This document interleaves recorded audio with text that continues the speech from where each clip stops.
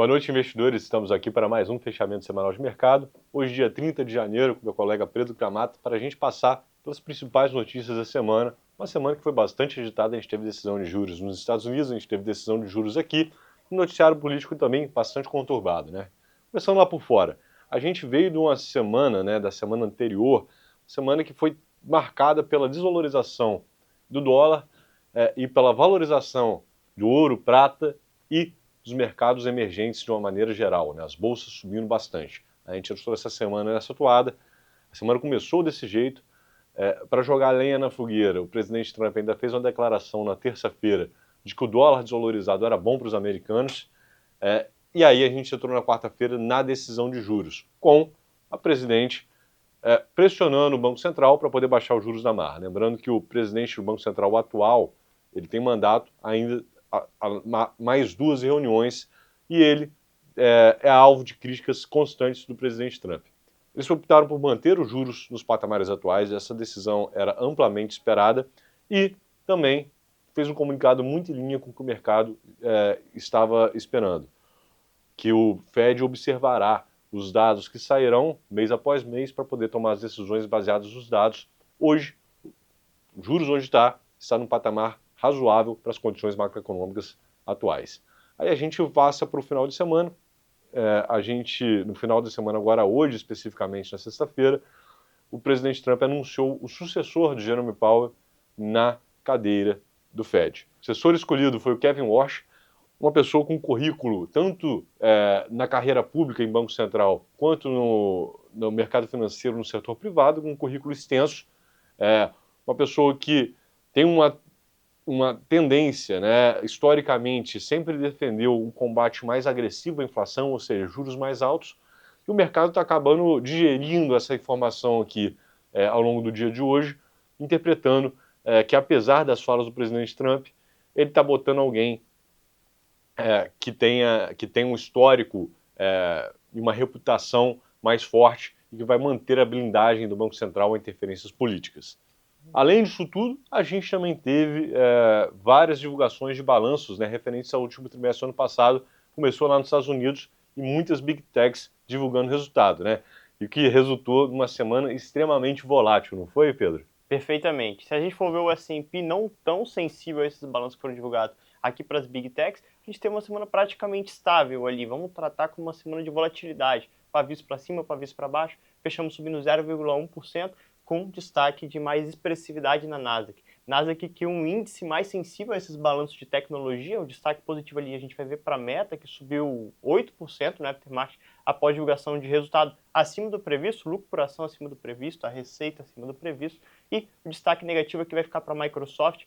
Aqui a gente ainda vai pegar na tecla do guidance, o novo guidance que vai ser dado agora para 26, para 27 dessas empresas, quando eles vêm jogar um balde de água fria no que o mercado vai dando de expectativa, principalmente aqui para inteligência artificial, de seu. Então a gente tem alta volatilidade, mas uma alta mais expressiva na Nasdaq, subindo 0,5% nessa semana. Agora, a gente for ver volatilidade de verdade, a gente viu no DXY nessa semana. Começamos a semana com o pronunciamento de Trump e ao longo dela a gente foi observar o índice, que é a cesta das principais moedas frente ao dólar, que teve a semana ali caindo 0,6% aos 97, mas a gente vê ele abaixo dos 96. Isso é uma queda expressiva, caindo mais do que 1% apenas em um dia. A gente vê isso sendo uma performance de moedas fortes frente ao dólar. É um movimento muito expressivo e a gente viu essa volatilidade nas moedas mundo afora. O 10 anos ficou ali praticamente estável, subindo 3 bips, mais próximo do 4,24, porque acho que sem surpresa, se a gente for ver a decisão de juros que a gente teve na quarta-feira. E o destaque também que a gente pode dar aqui, como você bem comentou, as metálicas que tiveram uma semana bem importante na semana passada, vindo evoluindo, alcançando máximas históricas, o ouro fecha a semana caindo quase 2,5%, ali aos 4.900 dólares a onça, mas numa semana que ele atingiu uma máxima histórica dos 5.000, quase 5.600 a onça. Então a volatilidade de hoje está caindo quase 10%. A gente tá vendo que, além dessa volatilidade nas notícias, nas divulgações, também nos preços, e foi a mesma coisa do lado de cá, Edson? Pois é. Aqui no Brasil a gente já teve mais dado econômico saindo. A gente teve a divulgação do IPCA 15, que é a prévia da inflação do mês de janeiro. Ele veio na leitura de 0,2% no mês, quando a expectativa era, na verdade, 0,22%. Então o número veio positivo, veio abaixo do esperado.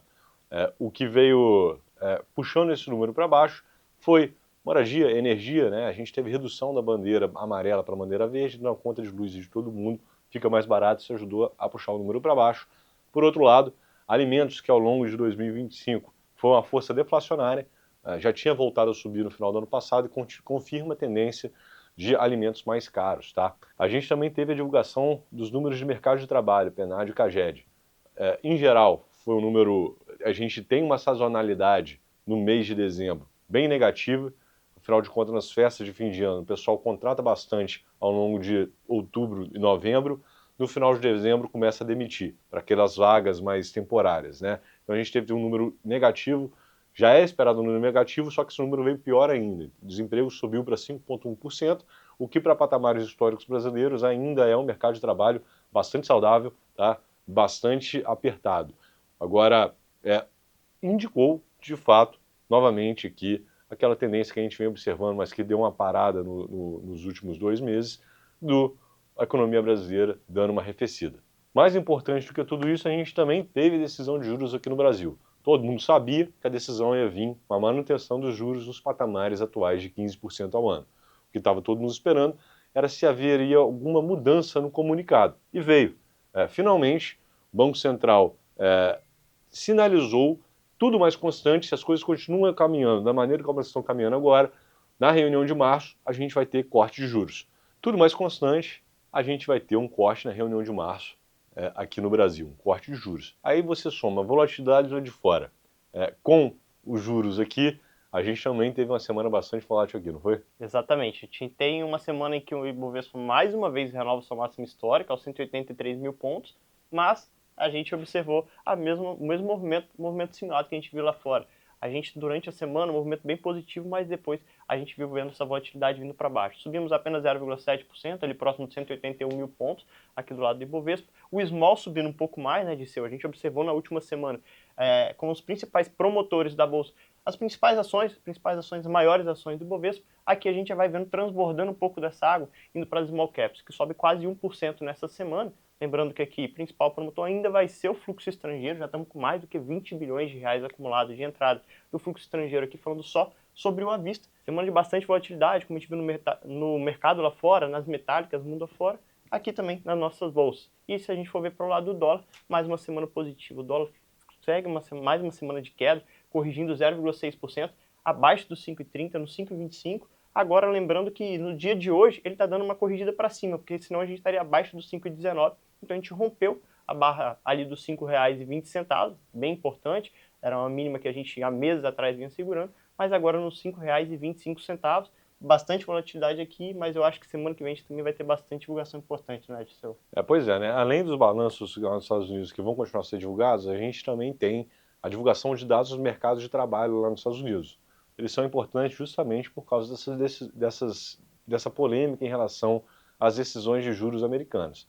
Se o mercado de trabalho americano seguir saudável da maneira como ele vem, não haverá espaço tecnicamente para novos cortes. Agora, caso contrário, se os números surpreendem, aí já abre o debate novamente. Além deles, né, a gente vai ter a ata do Copom aqui no Brasil, detalhando, né, minuciando, né, os motivos que levaram à decisão e à mudança do comunicado. Ela vai ser muito importante para entender a cabeça do Banco Central para os próximos passos. E menos importante aqui, a gente vai ter decisão de juros na zona do euro, tanto na Inglaterra quanto na zona do euro. Obviamente, estaremos aqui novamente na semana que vem para atualizá-los. Um bom final de semana a todos e um forte abraço. Turma, um abraço e até a próxima.